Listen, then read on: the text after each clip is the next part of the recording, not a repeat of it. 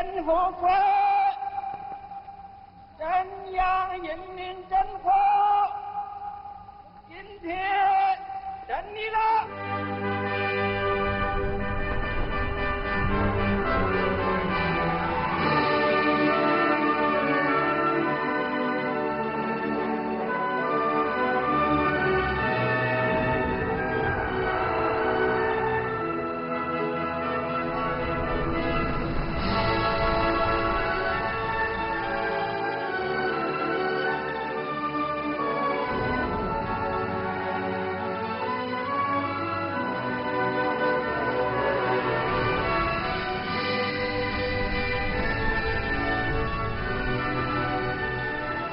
为建设富强、民主、文明、和谐、美丽的社会主义现代化强国努力奋斗。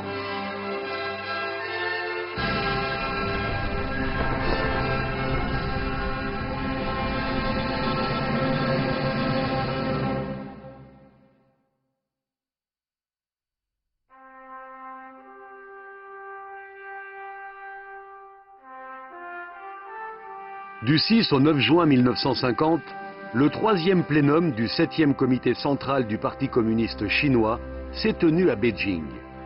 Le dossier économique fut au centre de cette réunion, ce qui démontre que le travail du parti est passé de la guerre révolutionnaire au développement économique.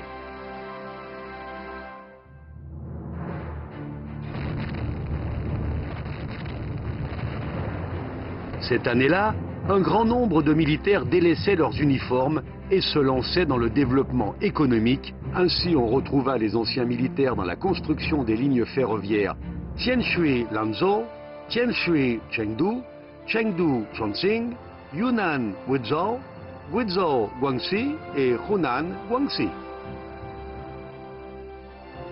Le peuple est plein d'enthousiasme. Une opération servant au fondement de la Chine nouvelle est sur le point d'émerger.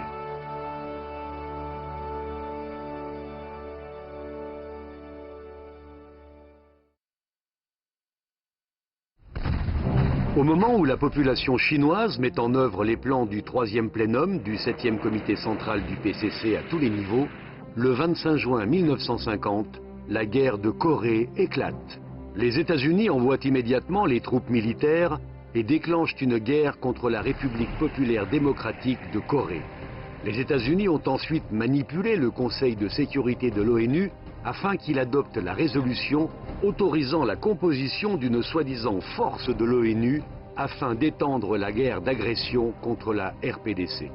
Parallèlement, la 7e flotte américaine a fait intrusion dans le détroit de Taïwan. En octobre, l'armée américaine a franchi le 38e parallèle, s'est approchée du fleuve Yalu et a envoyé ses chasseurs pour bombarder Dandong, ville frontalière du nord-est de la Chine. La sécurité nationale de la Chine nouvelle se trouvait alors menacée. Le commandant en chef des forces des Nations Unies, Douglas MacArthur, a ordonné une attaque complète. Selon lui, les troupes sont en mesure de gagner les rives du fleuve Yalu, à la frontière chinoise, avant Noël, et ainsi achever la guerre de Corée. Les 1er et 3 octobre, le gouvernement de la RPDC et le Premier ministre Kim Il-sung ont demandé à 2 reprises à la Chine d'envoyer ses soldats. Les 4 et 5 octobre, la réunion élargie du bureau politique du comité central a été convoquée dans la salle Yinyan à Zhongnanhai. En Chine nouvelle, à cette époque-là, tout reste à construire. La priorité est de restaurer l'économie nationale. Le pays ne souhaite pas que n'importe quelle guerre n'entrave son processus de construction. Entre discussions prudentes et évaluation de la situation, Mao Tse-tung et le comité central du PCC ont pris la décision de résister à l'agression américaine, d'aider la RPDC et de protéger la nation. Au lieu d'être attaqué, il vaut mieux tout d'abord prendre d'assaut.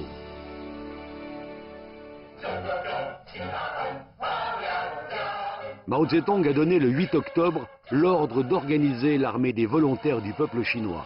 Peng Dehuai a été nommé commandant et commissaire politique de l'armée des volontaires. L'armée des volontaires traverse le fleuve Yalu et participe ainsi à la guerre de Corée.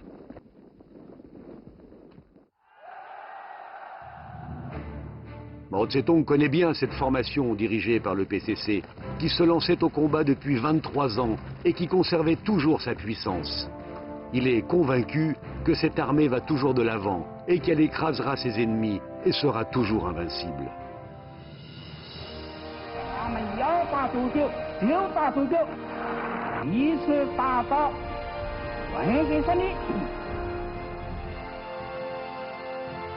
Il est évident que c'est une guerre largement inégale.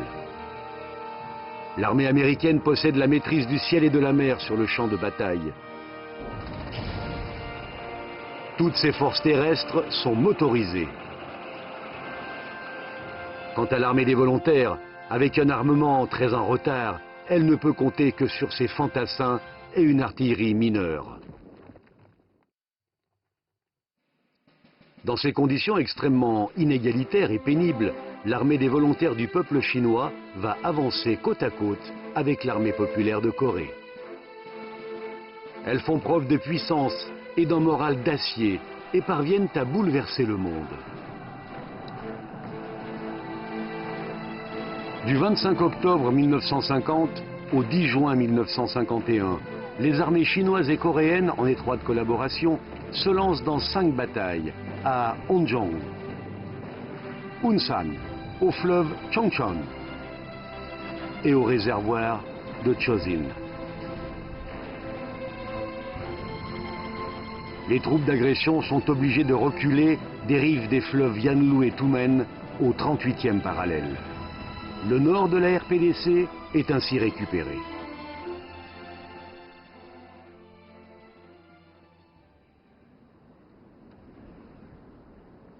Le réservoir de Chosin est le plus grand lac du nord de la RPDC. Le relief y est varié. Les conditions naturelles sont rudimentaires. L'hiver est particulièrement froid. La température peut descendre jusqu'à moins 40 degrés Celsius. C'est sur ce champ de bataille glacial que l'armée des volontaires et la force américaine s'engagent dans une lutte sans merci. Les troupes de l'armée des volontaires prenant part à la bataille du réservoir de Chosin sont venues de l'est de la Chine. Elles n'ont même pas eu le temps de se vêtir avec des vêtements d'hiver. 这个华东部队啊，上海这个地方的，是吧？这个地方的部队面衣，它虽然说它薄啊，面衣是1斤半，北方的面衣是3斤半。 Les soldats de l'armée des volontaires sont vêtus légèrement, mangent des pommes de terre congelées et de la neige répandue sur les montagnes. Leurs adversaires sont la division numéro 1 de la force terrestre et la division numéro 7 de l'armée américaine, qui sont les plus puissantes forces de l'armée américaine. Avec un esprit tenace, l'armée des volontaires, payant d'énormes sacrifices, a vaincu l'ennemi muni des équipements les plus modernes, abattu et blessé plus de 13 000 ennemis, en remportant une victoire majeure dans cette bataille. Une pelletée de terre caillouteuse est exposée dans une vitrine au Musée national de Chine. Cette terre est originaire de Shanghanling, sur le champ de bataille de Triangle Hill en RPDC. Dans cette pelletée de terre, on trouve la même quantité de terre que d'éclats de balles. La colline Wusheng, où se trouve Shanghanling, est une position stratégique sur la ligne de défense centrale pour les armées chinoises et coréennes et aussi un terrain clé attaqué par les forces américaines. Pendant 1 mois et demi, l'armée américaine a concentré 60 000 soldats, 300 canons, plus de 170 chars d'assaut et a envoyé plus de 3 000 avions pour tirer plus de 1 900 000 obus et 5 000 bombes sur le terrain de l'armée des volontaires qui mesurait 3,7 km².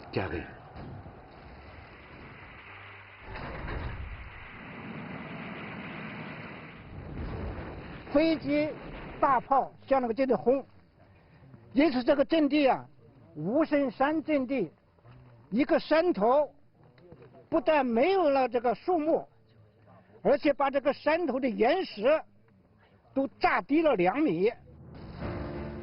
Durant ces 43 jours, grâce à des constructions défensives, les soldats de l'armée des volontaires n'ont jamais reculé. Ils ont contré plus de 900 attaques des soldats américains et ont anéanti plus de 25 000 ennemis tenant fermement leur position. C'était une époque où l'on s'est soulevé d'indignation devant l'ennemi commun. La guerre continue sur les champs de bataille en RPDC, alors que les soutiens au front sont vigoureux en Chine. La collecte de dons à travers le pays pour des avions et des canons s'est terminée en juin 1952.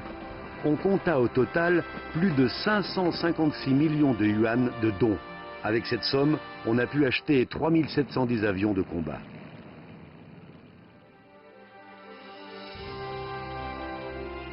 Dans cette guerre d'une intensité jamais vue, plus de 300 000 héros, dont Yang Gense,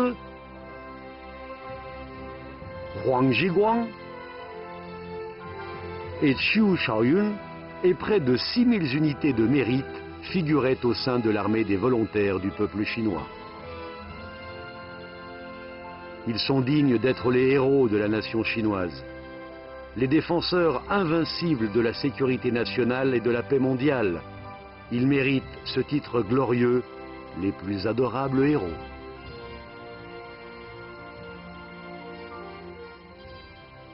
Parmi les martyrs de l'armée des volontaires, il y a Mao Anying, fils de Mao Zedong. Mao Anying est arrivé en RPDC le 19 octobre 1950. Il perdit la vie le 25 novembre sous les bombardements de l'armée américaine, soit à peine 36 jours après l'entrée en RPDC de l'armée des volontaires.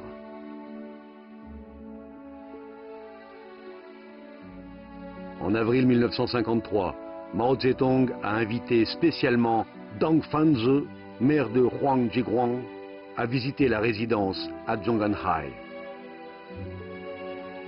Les mains du père d'un martyr et celles d'une mère d'un martyr se serrent étroitement. Mao Zedong dit « Vous avez perdu un fils, moi aussi. Leurs sacrifices sont glorieux. Nous sommes tous de la famille des martyrs révolutionnaires. »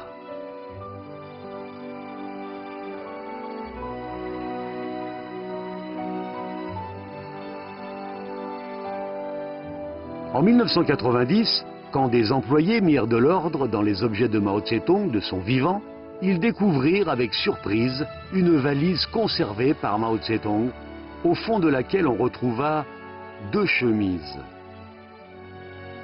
une paire de chaussettes, un bonnet militaire et une serviette. Mao Zedong ne l'avait montré à personne et avait conservé tous ces objets pendant 26 ans.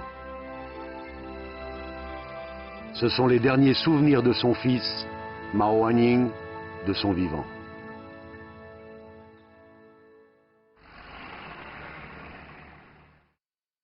Le 27 juillet 1953, les parties prenantes à la guerre ont signé l'armistice de Panmunjeom.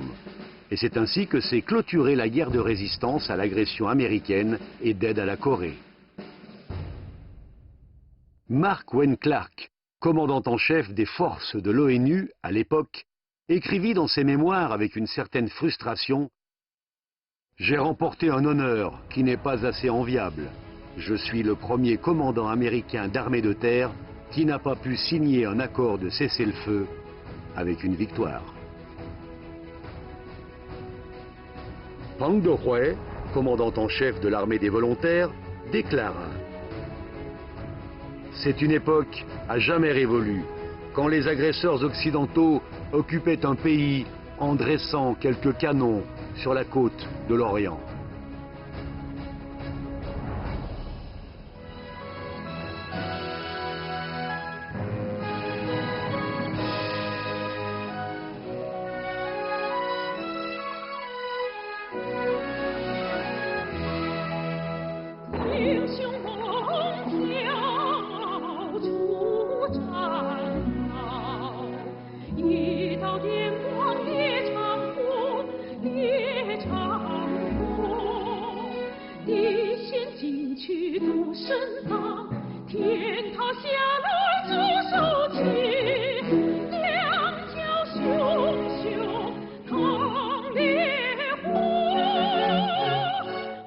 Dans cette guerre, l'armée des volontaires s'est engagée dans un combat sanglant.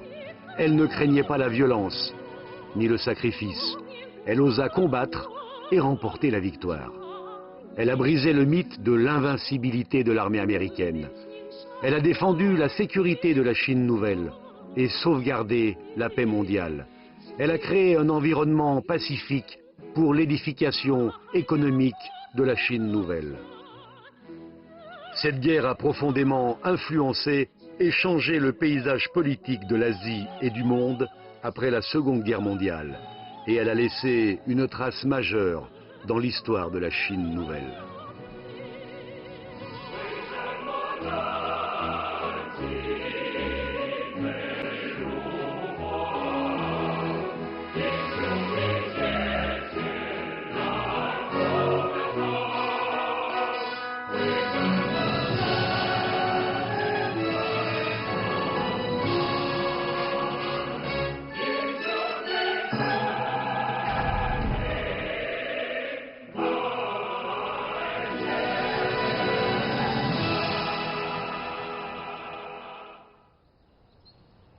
Le 21 juin 2019, le président chinois Xi Jinping a rendu visite en RPDC au monument de l'amitié entre la Chine et la RPDC, construit pour rendre hommage aux héros et martyrs de l'armée des volontaires du peuple chinois.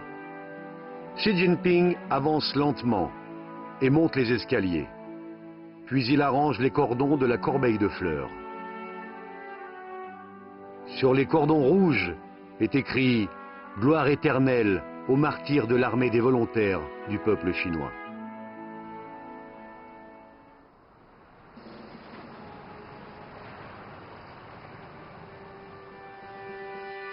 Au début de l'année 1953, le quotidien du peuple a publié un éditorial annonçant la mise en œuvre du premier plan quinquennal de la Chine, appelant toute la population à agir d'un même cœur et à travailler d'arrache-pied pour la réalisation de l'industrialisation.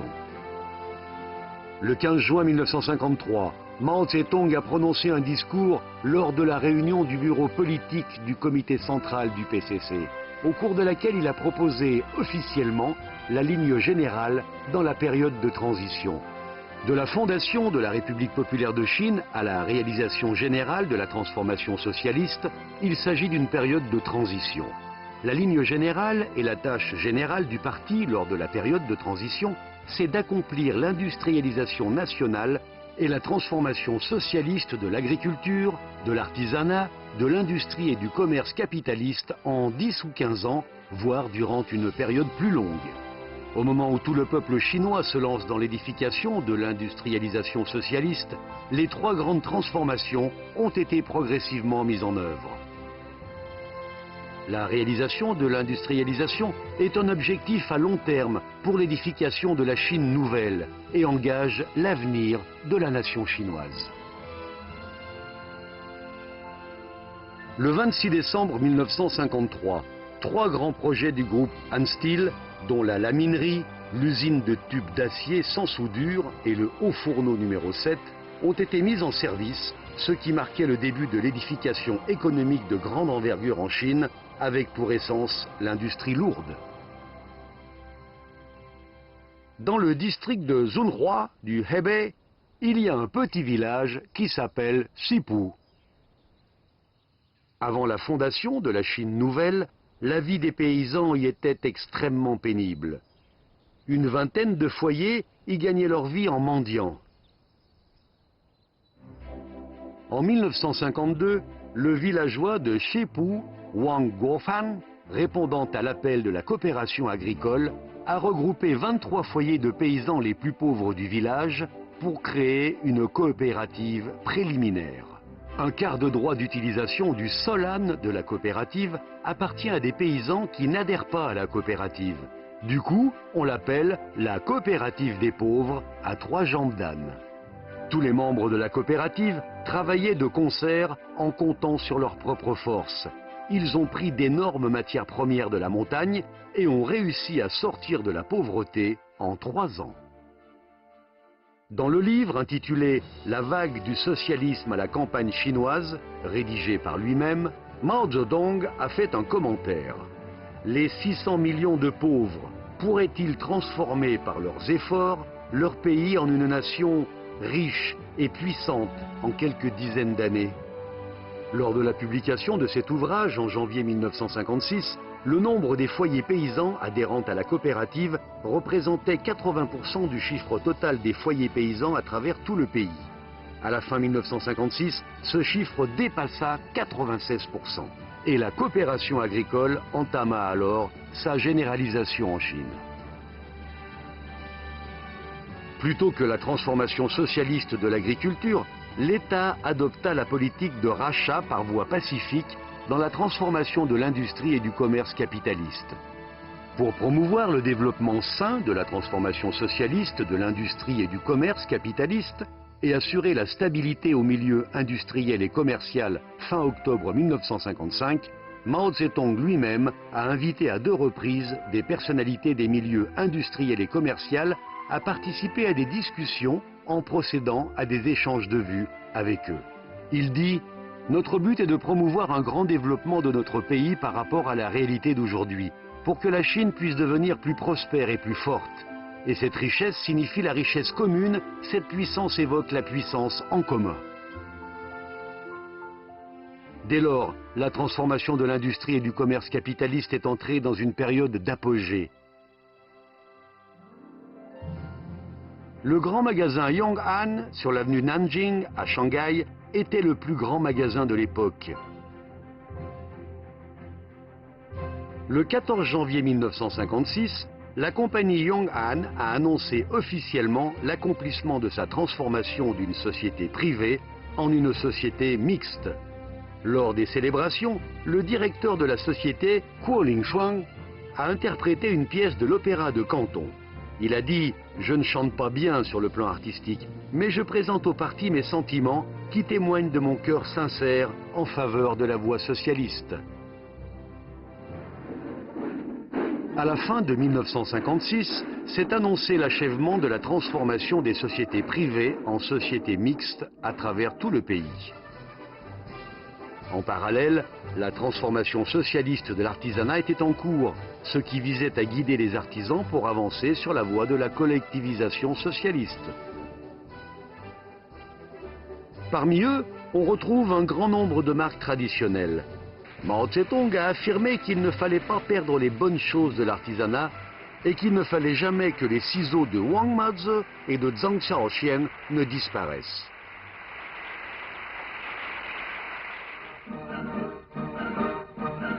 1月18日，是天津人民永远不会忘记的一天。天津开始进入社会主义社会了，全市的手工业者全部参加了手工业合作社，郊区农民加入了高级农业生产合作社，工商业全部实行了公私合营，喜讯传遍了全市。 Avec la réalisation de la transformation socialiste, la structure sociale et économique a connu des changements profonds en Chine en 1956. Le système de la propriété publique socialiste a occupé une supériorité absolue. Le régime économique socialiste, basé sur la propriété publique des moyens de production et la loi de la répartition selon le travail fourni, a été établi en Chine.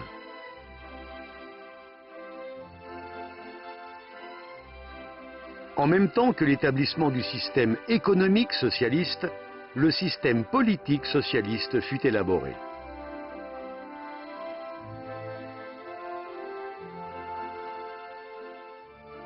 En juillet 1953, les élections des représentants aux assemblées populaires locales furent organisées rapidement dans tout le pays. Vêtus de leur plus belle tenue, de nombreux électeurs se rendirent joyeusement dans les bureaux de vote. Le nombre d'électeurs ayant participé au vote fut de 85,88% du nombre total des électeurs inscrits.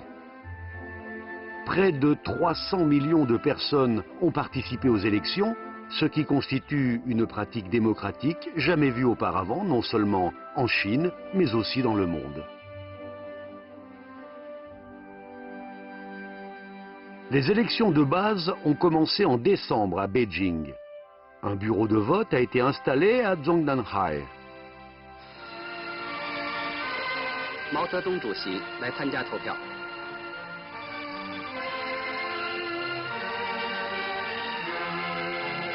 和毛主席在一起投票的还有朱德副主席、刘少奇副主席、周恩来总理。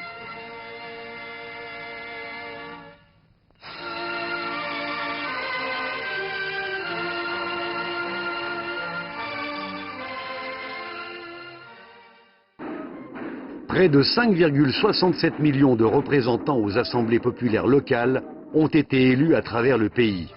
Et sur cette base, 1226 députés à l'Assemblée populaire nationale ont été élus.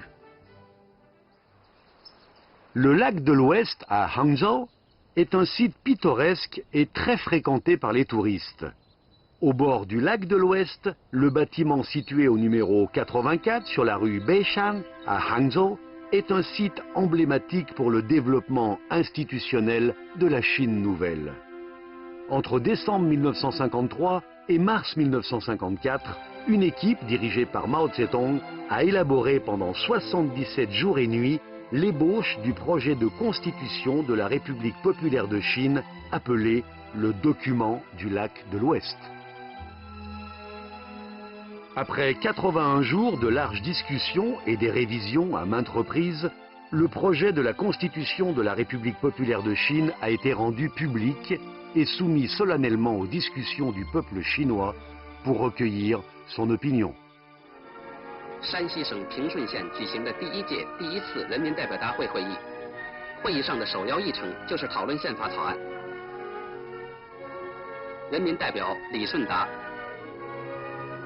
人民代表申纪兰，他们都联系自己的亲身经历讨论宪法草案。回村后，李顺达利用休息的时间向社员宣传宪法草案。 Et ce sont plus de 150 millions de personnes qui ont participé aux discussions du projet de la Constitution. Ils soutenaient énergiquement ce projet de la Constitution et ont formulé 1,18 million de propositions pour des modifications et des opinions complémentaires.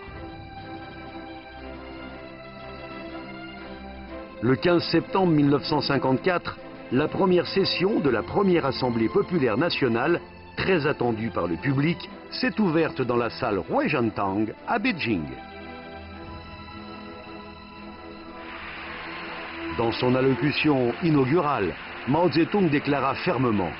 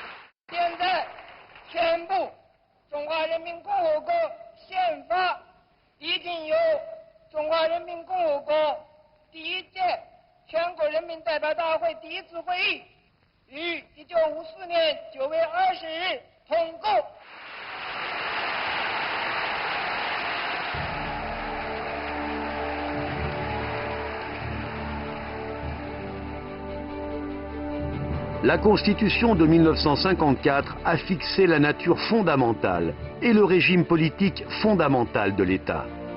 En tant que première loi fondamentale de la Chine nouvelle, elle a fixé le socialisme et la démocratie populaire comme principes fondamentaux, ainsi que le régime d'État et le régime politique qui s'adapte à la situation chinoise. Et elle a précisé de façon détaillée les droits et devoirs des citoyens. 9月27日，大会以无记名投票方式进行选举。执行主席刘少奇宣布选举结果。宣布中华人民共和国主席选举的结果，投票的总数是1220票。毛泽东得1210票当选。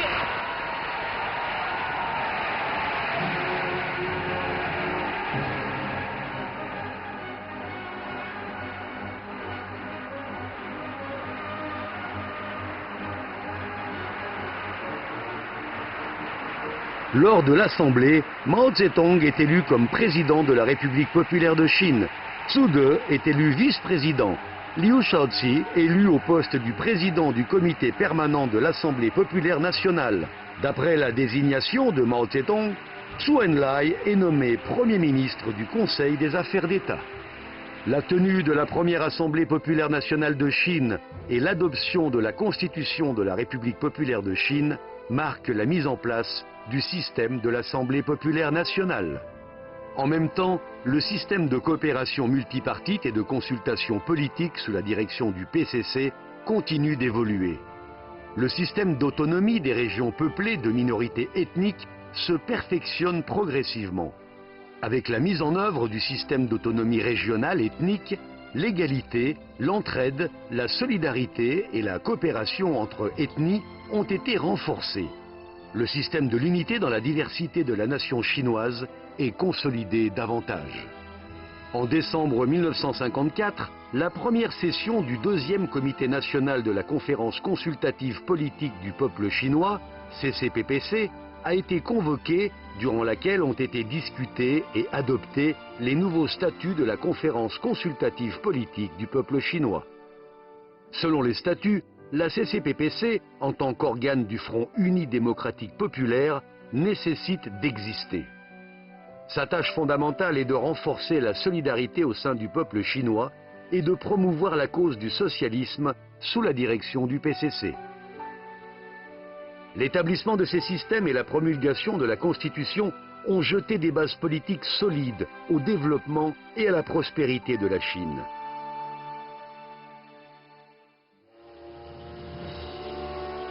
« 1956 est une année encourageante. En cette année, le peuple chinois multiethnique a achevé la transformation socialiste et s'est engagé sur la voie du développement du socialisme.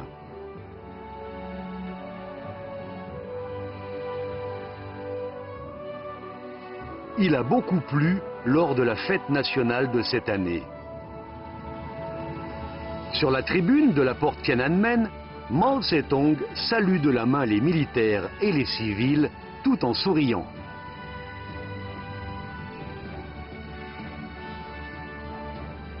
Il passe en revue les militaires des 3 corps de l'armée populaire de libération de Chine.